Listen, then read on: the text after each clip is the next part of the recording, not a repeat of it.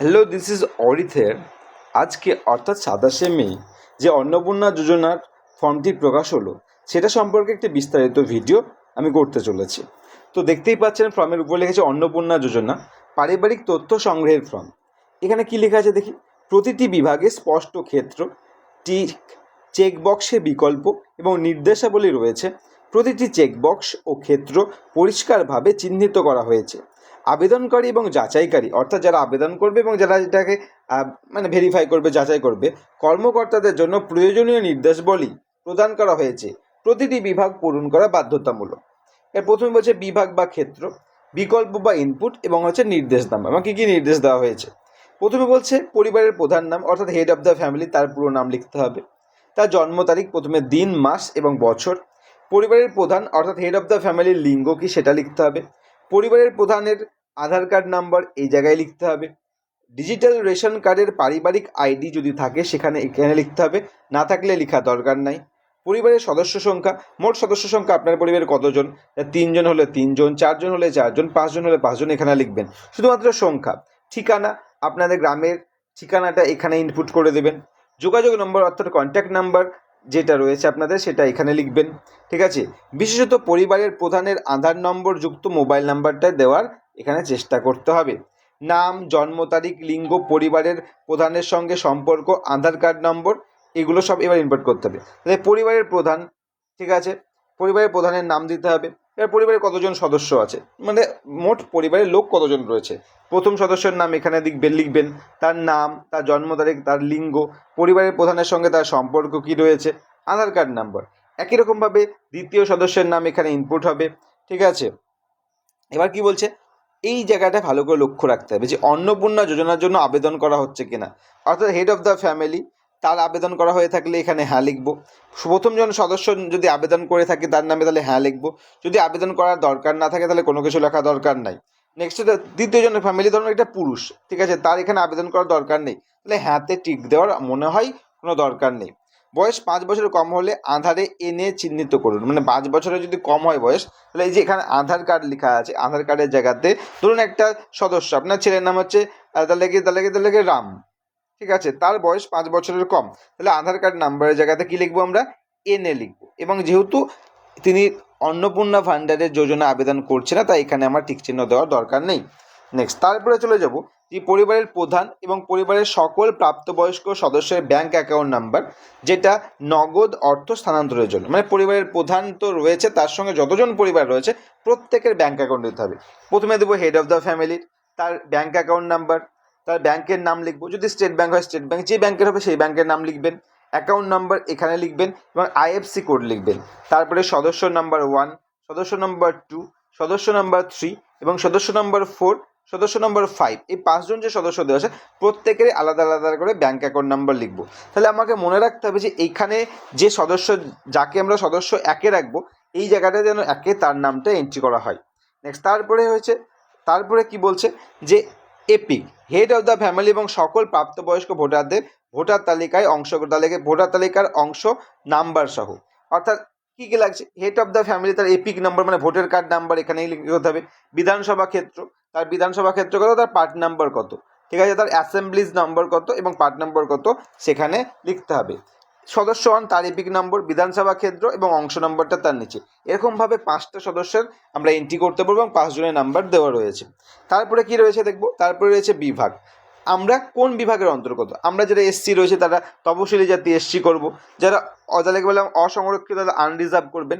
এরকমভাবে যার যেটা বিভাগ রয়েছে সে সেটা এখানে এন্ট্রি করবেন।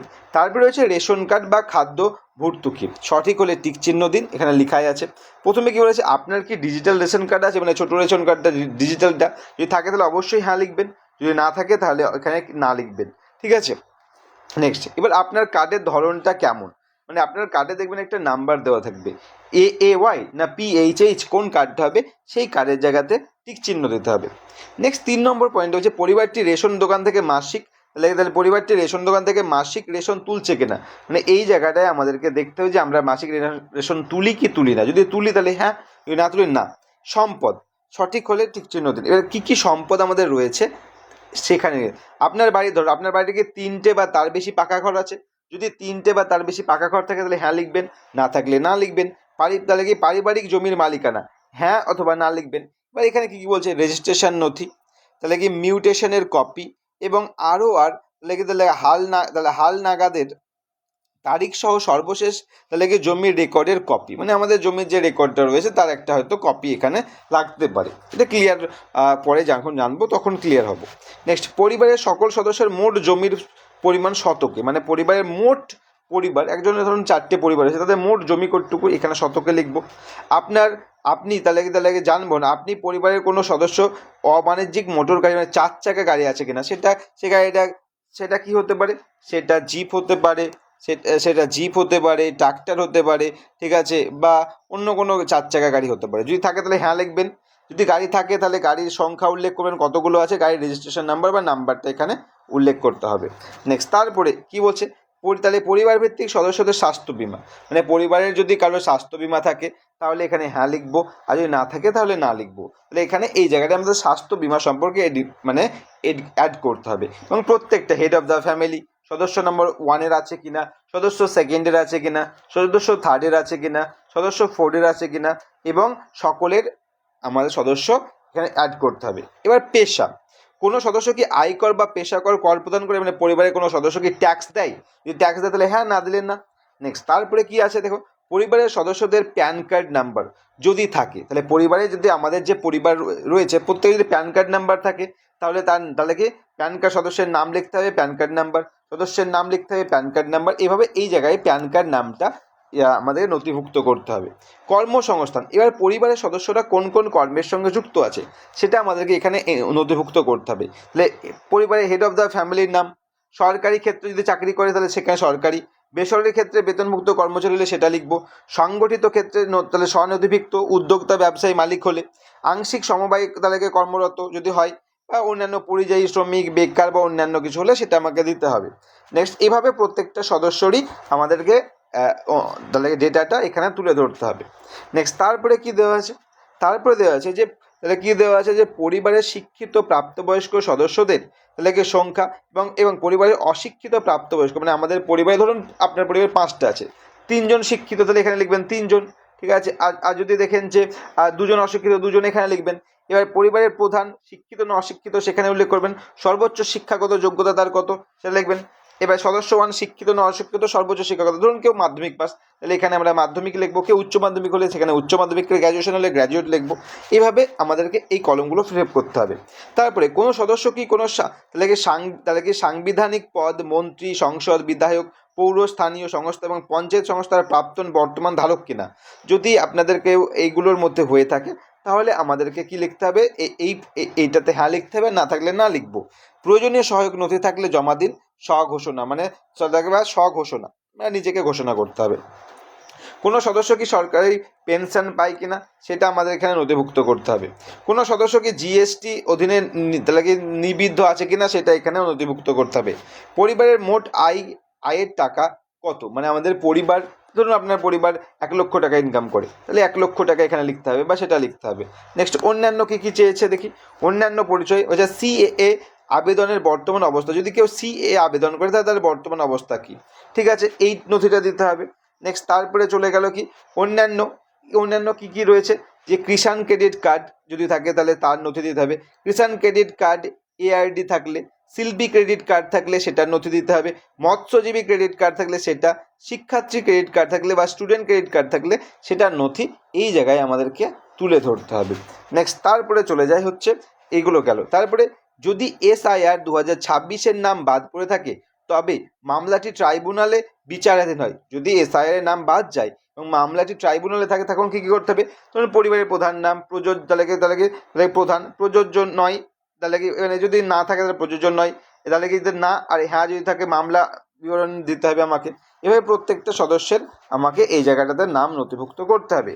বা সামাজিক মর্যাদা এবং নির্ভরশীলতার ব্যক্তি, বিদ্যালয়ে অধ্যয়ন পরিচালকে পরিবারের সকল শিশুর বিবরণ, মানে সকল শিশু বাড়ির যে শিশুগুলো মানে স্কুলে যাচ্ছে, স্কুলে পড়ছে তাদের বিবরণ আমার এখানে তুলে ধরতে হবে। তাহলে সদস্য নাম্বার কত, শিশু তাহলে ধরুন সদস্য নাম্বার হলো শিশু সংখ্যা 1 নম্বর সদস্য, তার নাম দিতে হবে, সে কোন শ্রেণীতে পড়ে, বিদ্যালয়ের নাম, কেমন ধরন, যদি সরকারি টিক চিহ্ন দেবো, সরকারি সাহায্যপ্রাপ্ত হলে এটা, স্পন্সর হলে বেসরকারি হলে বেসরকারি দেবো।